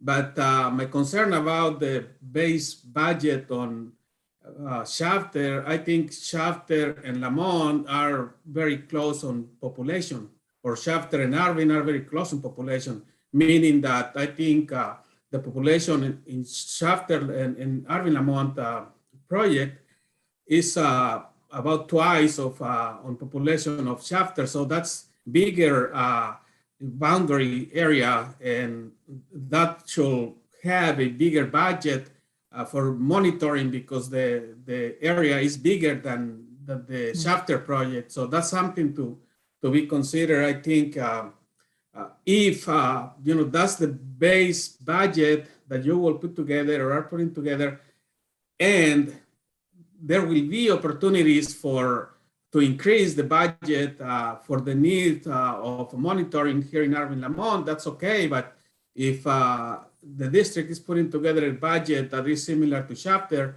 I don't think it will be fair for Arvin Lamont project, because this area is bigger, both in population and I believe also in territory. So I think if you come back with a proposed budget, I think we should also explain, what the process will be if we need more budget, because this project, Arvin Lamont, is bigger than Chapter. Thank you. Thank you for that, Gustavo. Jesus Perez. Hi, yes, thank you. My comments tonight are in regards to the budget as well. I think understanding the budget and knowing the budget will give you will give us all a clear direction of where we're going to end up, where we're going. With regards to knowing the purpose of or the nature of where this money, how much is it, and where it's being spent, because initially it kind of seems like if we don't understand that, then are we just in the business of buying monitors, buying sensors, or are we going to be in the business of cleaning up the air and coming up with innovative solutions to clean up our own act as residents, or getting industry to get into better practices to clean up our air? So that's the comment that I had for tonight. Thank you. Thank you, Jesus. That's it for comments. I'm just going to name one more from Emma de la Rosa in the chat. Can we clarify if the locations in the map are finalized and if there is still an opportunity to see additional monitors to capture what residents brought up? Thank you. I can certainly, they are not finalized. You can see, hopefully everyone, when you got a chance to take a look, we called everything proposed. It was proposed based on our initial exercise. So nothing is final by any means. So we appreciate all of the feedback we've had. And I think to that point that we've discussed a little bit, and to Gustavo Aguirre's point, kind of bringing up exactly kind of what it means when we say that we had a budget and that this is kind of the monitoring we think can happen. I think that can be part of that conversation too next time. So I appreciate all the thoughtful questions and comments and feedback. I think it was a really robust conversation. Thank you so much, Jessica. With that, checking with Bianca and Gus, see if you have any final comments as community co-leads. Or Gustavo actually left, but Bianca? No comments from my side. Wonderful. Then you all have a happy holidays and you all stay safe. Thank you so much and have a great evening. We'll see you January 26th. Happy holidays, everyone. We appreciate you all. Happy holidays. Merry Christmas. Feliz Navidad. Bye. Igualmente, gracias.